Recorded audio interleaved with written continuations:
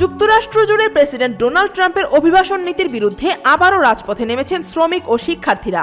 গতকাল মঙ্গলবার বিভিন্ন শহর ও বিশ্ববিদ্যালয় ক্যাম্পাসে হাজারো মানুষ বিক্ষোভ কর্মসূচিতে অংশ নেন। ট্রাম্পের দ্বিতীয় মেয়াদের প্রথম বর্ষপূর্তি উপলক্ষে 2026 সালের 20 জানুয়ারি এই প্রতিবাদ কর্মসূচি পালিত হয়।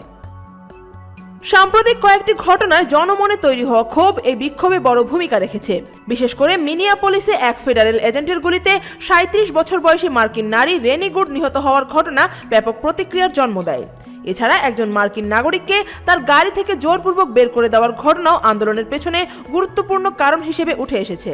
ওয়াশিংটন ডিসি ও নর্থ ক্যারোলাইনার অ্যাশভিলের মতো শহরগুলোতে হাজার হাজার বিক্ষোভকারী জড়ো হয়ে ট্রাম্প প্রশাসনের অভিবাসন নীতির প্রতিবাদ জানান। সামাজিক যোগাযোগ মাধ্যমে ছড়িয়ে পড়া ভিডিওতে দেখা গেছে বিক্ষোভকারীরা অভিবাসন নিয়ন্ত্রণ সংস্থা আইসিইর ভূমিকার বিরোধিতা করে স্লোগান দিচ্ছেন।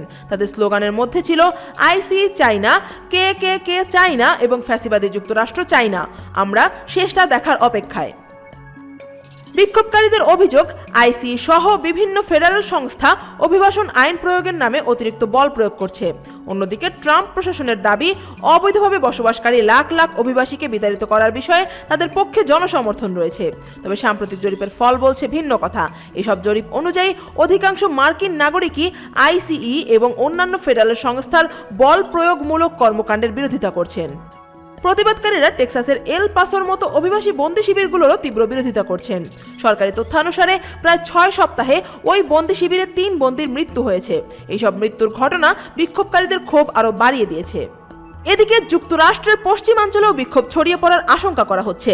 সান ফ্রান্সিসকো ও সিয়াটলের মতো শহরগুলোতেও একই ধরনের প্রতিবাদ কর্মসূচি হতে পারে বলে জানা গেছে। অভিবাসন নীতিকে কেন্দ্র করে ট্রাম্প প্রশাসনের সঙ্গে জনগণের এই টানাপোড়েন আগামী দিনগুলোতে আরও তীব্র হতে পারে। News desk, Dhaka watch.